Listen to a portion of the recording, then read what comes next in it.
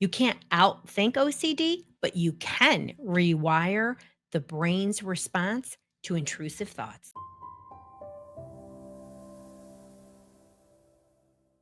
Hi, I'm Dr. Roseann, and I make calming dysregulation easy. And today we're talking about how to naturally, safely, effectively tamp down OCD all without medication. And it starts with nervous system regulation. Surprise, surprise. So let's restart. There's a whole series on OCD. Please go back and listen to that. But what is OCD? It's when you have intrusive thoughts, obsessive thinking that leads to compulsive behaviors, rituals. Okay. So everyone always makes it like OCD. Oh, I got a little OCD. Like it's not such a difficult thing. Anybody who has OCD will tell you it's a nightmare, especially their families. It is way more than a little worry. It's when you are spending an hour or more every day stuck in some type of ritual to avoid the bad thing from happening, right? It's all about a fear based response. And the thing about OCD is that it's often missed and misunderstood. It is not anxiety, it's compulsive, obsessive, intrusive thinking or behaviors. Just to understand the difference between anxiety and OCD and why it gets, missed. First of all, OCD and anxiety, they're both very internal. It takes a while for it to be seen on the outside, and sometimes it's not until it's a crisis. Often parents are very shocked when their kids move into a crisis because they're like, well, they were really functional, their grades were doing okay. People with mental health issues of every age tend to be more functional than not until they crash and burn, until their nervous system is so activated. And that's why it's critical we regulate the nervous system, right? The difference between the two, anxiety is a worry that's often rooted in something real. OCD typically is totally irrational. And not rooted in anything real. And you've developed rituals to avoid, quote unquote, the bad thing from happening. So you're afraid of a thunderstorm, catching fire to your house. Okay. So you now have a ritual of not stepping on cracks on the sidewalk to avoid your house being hit by lightning. Okay. Doesn't make any sense, any of those things, but somehow there's connected, right? So it could be counting, it could be tapping, it could be checking, it could be mental.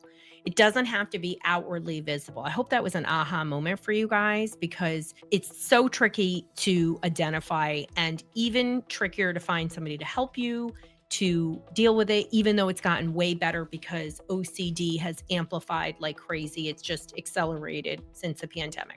So let's talk about 6 ways to reduce OCD. Okay. And I'm going to tell you, what am I going to say? Consistency, people, is the key. We got to get that nervous system acclimated and working on its own in our behavioral response, right? And know that you can't just regulate the nervous system and not address the behaviors, people. There's no magic wand. Got my magic wand out for OCD. It doesn't matter if you're a PANS individual and you think that IVIG or antibiotics is going to crush your OCD. It's a behavioral habit in the brain. You've got to work with somebody on doing that. If you're interested in working with us, you can go to drroseann.com/help and take our solution matcher. So let's talk about our steps. Obviously, step one is calming that nervous system down, right? You can't think straight when you have an overreactive nervous system. I can tell you, when you do these brain maps and you see somebody with OCD, their brain's inner communication is on fire. No surprise, because they have intrusive, obsessive thinking. And so the nervous system is going to reflect that. So let's just go through some of my favorite tools: breath work, progressive relaxation, biofeedback, neurofeedback, of course, our COMPMF, diet, supplements like magnesium. These are all ways to regulate our nervous system without medication. Okay. And you may be doing a combination of these. And I know somebody's going to say, well, what's the best kind? Of course, we'll go into some magnesium in there, but L-threonate and glycinate, most clinically proven to address anxiety, get that threonate is the only one crosses the blood-brain barrier. We want to use the scientific backed ones, right? These are really effective. PEMF is using low frequency magnetics to calm the nervous system, reduce inflammation, get the cells working. Neurofeedback is direct brainwave retraining. Biofeedback is using autonomic processes. We're actually doing things like, for example, syncing our heart rate and our breath with a tool called HeartMath or other forms. But we're doing things directly to regulate our nervous system, okay? I'm not even talking about medication. No way should medication ever be the first line of defense, ever, but especially with a developing brain, because it's just too fragile. And guess what? Whoever you're getting help from is a slacker, and they're not giving you the guidance, right? And as I always say, don't ask for help about natural solutions from an allopathic person who's not trained in this. At least go to somebody who's integrative like myself, who's going to talk to you about all of the solutions, okay? So we got to calm down the brain. Number 2, we have to address overactive wiring. So the brain gets stuck in a repetitive thought loop that produces overactive brainwave patterning. What are ways to address that? So neurofeedback, direct brainwave retraining can go in there. You want to get a certified, qualified person, go and listen to those episodes. And PEMF is going to do it by pulling you in a parasympathetic state, getting you out of that activation. Now, what's critical, okay, because you heard me, you got to pair it with behavioral change. The gold standard in OCD therapy is exposure response and prevention, or ERP therapy. When you calm the nervous system and you pair it with behavioral change, bingo, bango, it is practically a magic wand. I'm not saying it's not hard, because it's hard. But what happens is you have a calm, regulated nervous system, an ideal environment for learning, and you pair it with the gold standard, the most science-backed, evidence-based approach to OCD, which is exposure response and prevention. Just a high level of what that is. It combines cognitive behavioral therapy with safe exposures by a highly trained therapist, based foundationally really on deep psychoeducation for both the child, the individual, and the parent, because the parent has to be trained. If you do not have a therapist who is doing ERP and teaching you about it, talk to them. Say, why am I not being trained? And I need to be trained, because you're doing the heavy lifting, okay? Magnesium also is a great way to support an overactive brain, because again, ours neurotastic multi-mag brain formula has L-threonate and glycinate, a malate. These are clinically proven to support the brain, reduce stress, and it's helpful. Gotta take it every day, ideally at night. Step 3. Reduce inflammation, because inflammation fuels OCD. Whether you have PANS or not, we know that inflammation can trigger an OCD episode, or certainly worsen it. How do you reduce inflammation? Number 1, your diet. Okay?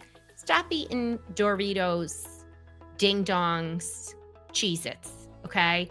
Put some darn good brain fuel in there. This is how you reduce inflammation. I mean, you know, when you eat a bunch of garbage yourself, you might have swollen fingers. It's the same thing. And that goes into your brain too. Gut brain support, probiotics, fermented foods, diet also dramatically help the brain. I mean, they just had a recent study that talked about now the link between the gut and dementia, that when you have more bacteria, you have less chance of dementia. So, I mean, it's a big, big factor in brain health.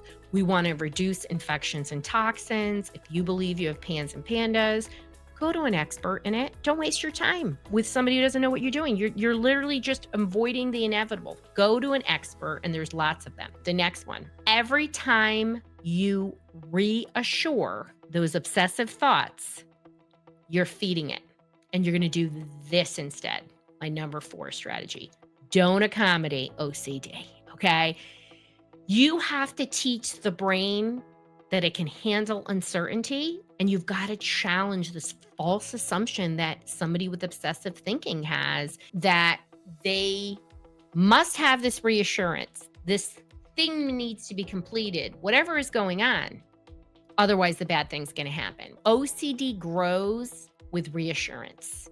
So when your child says, is it going to rain today? Because they're afraid of thunderstorms. And you say, oh, I don't know. Let's check the weather app.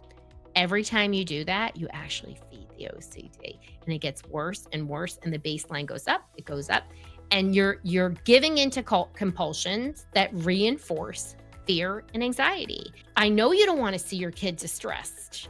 This is the terrible part about OCD, and this is why you need professional guidance because you just don't know what to say. And so not accommodating it is critical. If you want more support on specifically on how OCD, what are the basics, you can actually go to drroseann.com/OCD kit.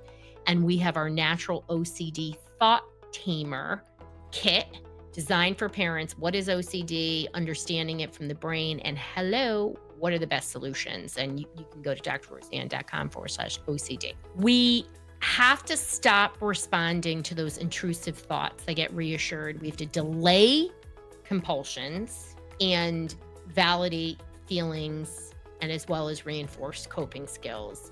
This is super, super helpful in breaking that OCD cycle. And when you don't respond to their questions and their needs, again, you need the right tools on how to help your kid cope. It's important that we do whatever we can to encourage those coping skills. Delay it, okay, their response. Like, oh, you're going to be uncomfortable for the next, 5 minutes. I think you can get through that. Do you think I can get through that? No, no, no. Okay, well, let's see what happens. We really need to reinforce their attempts. And when you work with an exposure and response prevention therapist, you get our OCD thought tamer skill kit, you really learn these tools, right? But always, always seek professional guidance with OCD. You don't want this thing to turn into a monster. Number 5, we've got to address sleep difficulties. Almost every kid I know, individual with OCD, doesn't sleep properly. Right? That's because they're just jacked up. Sleep is restorative. What are things you can do? Go back and listen to the episode on sleep. Magnesium at night is one quick, easy win. It works. It will help you to sleep most of the time. We have our multi-mag brain formula, but you want glycinate, you want threonate. These are the brain ones. End of story, right? And at night, don't give in to rituals. A lot of individuals, a lot of kids with OCD really have nighttime rituals that you've sort of been suckered into, and your kid isn't sleeping on time because you're stuck in this loop of these rituals. And you're like, well, they won't go to sleep. It will be 2 hours if I don't.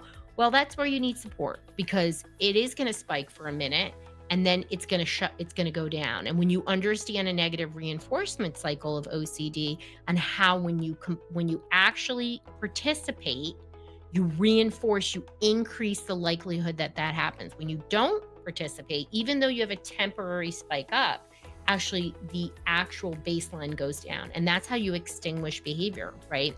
That's my Cliff Notes version. There's lots of things you can go into that. A natural OCD thought tamer kit. There's episodes and learn more about it. Okay, step 6, long-term nervous system support. People let their foot off the gas the moment their kid starts getting better or feels like, well, it's sort of normal, but it's not. No, you got to be consistent. You're using magnesium, use it every day. You're doing breath work. Why are you not doing it 5 times a day, right? What are you doing that's working? Do more of it and be consistent. Remember, nervous system support should be just like brushing your teeth. We're doing it so we don't get cavities, okay? With nervous system support, we're doing it so we don't have complete dysregulation of behaviors. We don't get stuck in these reactivity cycles that last forever. When you change the way the brain responds to intrusive thoughts, you're really creating a shift in them that resets their brain, and daily nervous system support really helps them regulate. We went over very quickly, high level, on ways to support and help kids regulate with OCD without medication. These are all based on science of what works. And know that whether you're picking one thing or 2 things, you're going to do it and you're going to be consistent about it for what? At least 30 days. So if you need some more support on helping your child with OCD, go to drroseann.com/OCD kit.